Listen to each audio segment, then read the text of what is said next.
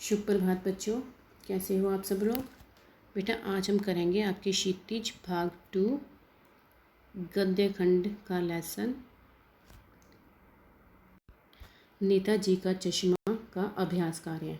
आज मैं आपको इस लेसन के क्वेश्चन आंसर समझा रही हूँ बेटा, तो आपने ध्यान से सुनने हैं ये क्वेश्चंस।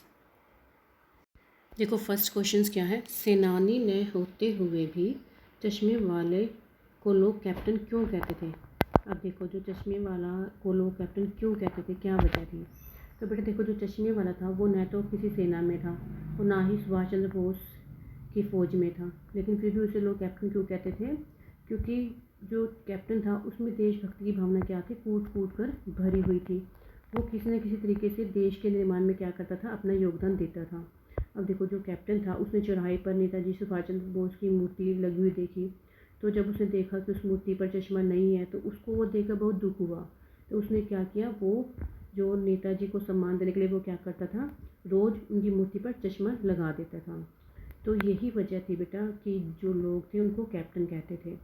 ठीक है, आगे सेकंड क्वेश्चन आपका। हवलदार साहब ने ड्राइवर को पहले चौराहे पर गाड़ी रोकने के लिए मना किया था, लेकिन बाद में तुरंत रोकने को कहा। अब देखो इस क्वेश्चन के 3 पार्ट्स हैं। फर्स्ट है हवलदार साहब पहले मायूस क्यों हो गए थे। ऐसी सेकंड है मूर्ति पर सरकंडे का चश्मा क्या उम्मीद जगाता है। आगे है गैर हवलदार साहब इतनी सी बात पर भावुक क्यों हो उठे। अब देखो ये तीनों का आंसर हमने अलग अलग लिखना है बेटा। तो फर्स्ट क्वेश्चन क्या है इसका, हवलदार साहब पहले मायूस क्यों हो गए थे। अब देखो जो हवलदार साहब थे वो पहले मायूस यानी उदास क्यों हो गए थे, क्योंकि उन्होंने देखा कि जो सुभाष चंद्र बोस की मूर्ति है उस पर चश्मा नहीं है, और उनको ये भी पता चला कि जो चश्मा लगाता था कैप्टन उसकी मृत्यु हो गई है। तो फिर उसको लगा कि अब नेताजी की मूर्ति पर चश्मा कोई लगाएगा ही नहीं। तो इसलिए जब हवलदार साहब कस्बे से गुजरे तो उन्होंने जो उनका ड्राइवर था गाड़ी चला रहा था उसको भी वहाँ पर गाड़ी रोकने से मना कर दिया। ठीक है, क्यों मायूस थे, क्योंकि उन्होंने सुभाष चंद्र बोस की मूर्ति पर चश्मा नहीं देखा था और उनको इस बात का एहसास हो रहा था कि अब जो चश्मा जो सुभाष चंद्र बोस की मूर्ति है उस पर चश्मा कौन लगाएगा। ऐसी सेकंड है आपका क्वेश्चन, मूर्ति पर सरकंडे का चश्मा क्या उम्मीद जगाता है। अब देखो जो मूर्ति पर सरकंडे का चश्मा लगा हुआ था वो लोगों में क्या उम्मीद जगाता था। अब देखो इसमें क्या उम्मीद जगाता था, देखो जो हवलदार साहब थे उसको लगा कि जो ये सरकंडे का चश्मा लगा हुआ है तो ये किसी बच्चे ने लगाया होगा। तो सोचते हैं कि आज के जो बच्चे हैं वो कल देश के निर्माण में क्या होंगे, सहायक होंगे, क्योंकि जो बच्चे हैं वो कल का मतलब भविष्य है देश का।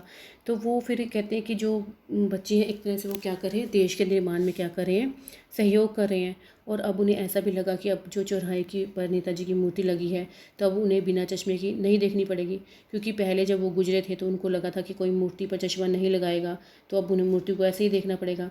लेकिन जब उन्होंने उस पर देखा कि उस पर सरकंडे का चश्मा लगा हुआ है तो फिर उनको लगा कि किसी बच्चे ने ही लगाया होगा। तो वो सोचते हैं कि जो बच्चे हैं वो आने वाले कल का आने वाला जो कल है तो वो उसमें क्या करेंगे, देश के निर्माण में क्या करेंगे, सहयोग करेंगे, और उन्हें कभी भी चौराहे पर जो नेताजी की मूर्ति लगी है वो बिना चश्मे के देखनी नहीं पड़ेगी। ठीक है बेटा, आगे है आपका क्वेश्चन। अब देखो नेक्स्ट क्वेश्चन बेटा, हवलदार साहब इतनी सी बात पर भावुक क्यों उठे। अब देखो ये जो हवलदार साहब थे वो इतनी सी बात पर भावुक क्यों उठे, क्योंकि उन्होंने जब देखा कि चश्मा लगा हुआ है तो उनको आंखों में आंसू आ गए, क्योंकि वो पहले यही सोच रहे थे ना कि कोई भी चश्मा नहीं लगाएगा सुभाष चंद्र की बोस की मूर्ति पर, क्योंकि कैप्टन मर चुका है। तो अब लोगों में देशभक्ति की भावना भी नहीं है कि कोई लगाए।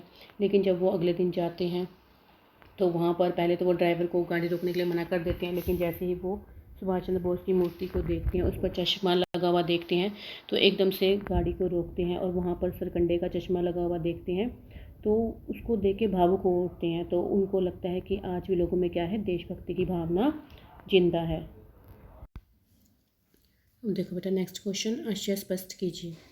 बार बार सोचते क्या होगा उस कौम का जो अपने देश की खातिर घर गृहस्थी जवानी जिंदगी सब कुछ होम देने वालों पर हंसती है और अपने लिए बिकने के मौके ढूंढती है। अब देखो बेटा इसमें क्या था, इसमें जो हवलदार साहब है वो देशभक्ति की घटती हुई भावना को देखकर बहुत ही आहत हो जाती है, यानी चिंतित हो जाती है कि लोगों में देशभक्ति की भावना क्या हो रही है, कम हो रही है। अब देखो जो कैप्टन था वो जब मूर्ति को देखता है कि उस पर चश्मा नहीं है तो उसको लगाता है, लेकिन जब जब कैप्टन उस पर लगाता है चश्मा तो लोग उसका उपहास उड़ाते हैं, यानी उसका मजाक करते हैं। तो ये सब जब देखते हैं हालदार साहब तो वो एक तरह से क्या हो जाते हैं, परेशान हो जाते हैं।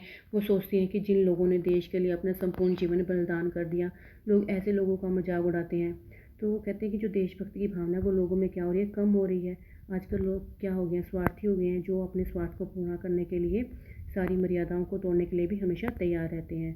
तो जो हालदार साहब वो कहते हैं कि आज जो लोग हैं उनमें क्या है, देशभक्ति को की कमी है, क्योंकि लोग क्या हो गए हैं, स्वार्थी हो गए हैं। वो देश के प्रति अपने कर्तव्य को समझते नहीं हैं। वो देश के प्रति और देशभक्तों के प्रति अपने कर्तव्य को भूल चुके हैं। तो कहते हैं कि घर परिवार और जो रिश्तेदार हैं, यहाँ तक कि अपनी जवानी को भी त्यागने वाले जो देशभक्त हैं, लोग उनका क्या करते हैं, मजाक उड़ाते हैं। ठीक है।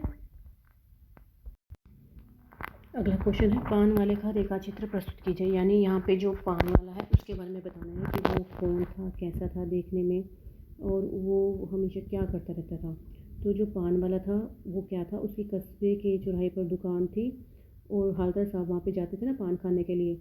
तो जो पान वाला था वो स्वभाव से खुश मिजाज व्यक्ति था, हमेशा हंसता रहता था।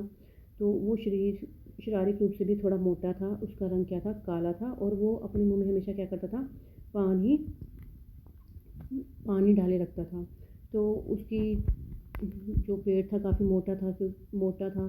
तो जिस वजह से जब वो हंसता था तो उसकी जो तोंद थी वो क्या थी, थिरकती रहती थी। और जब वो हंसता था तो उसके जो लाल काले दांत थे वो भी दिखाई देते थे।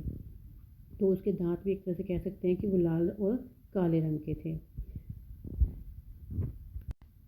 तो ये जो कैप्टन था, सॉरी, ये जो पान वाला था वो कैप्टन का जहाँ पर मजाक उड़ाता था वहीं पर वो थोड़ा सहृदय और भावुक व्यक्ति भी था, क्योंकि जब उसको पता चलता है कि कैप्टन मर गया है तो वो उसके मौत पर दुखी होता है और उसकी आंखों में आंसू आते हैं जब वो हालदार साहब को उसके बारे में बताता है कि जो कैप्टन था वो मर चुका है।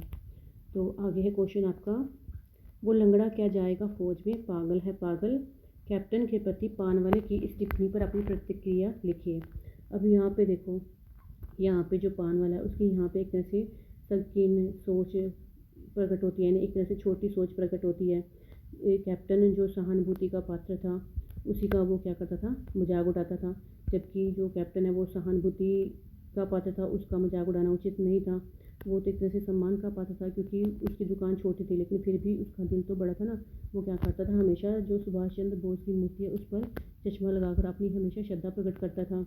तो एक तरह से वो प्रशंसनीय व्यक्ति ही था। उसकी जो कैप्टन था वो प्रशंसा के योग्य ही था। वो शारीरिक रूप से अपंग और मरियल तो जरूर था, लेकिन वो संघर्ष करता था, मेहनत करता था और देश के प्रति क्या रखता था, सच्ची भावना रखता था। तो एक प्रकार से ये जो पान वाला था तो उसकी जो टिप्पणी है एक तरह से वो क्या थी, एक निंदनीय कार्य ही था।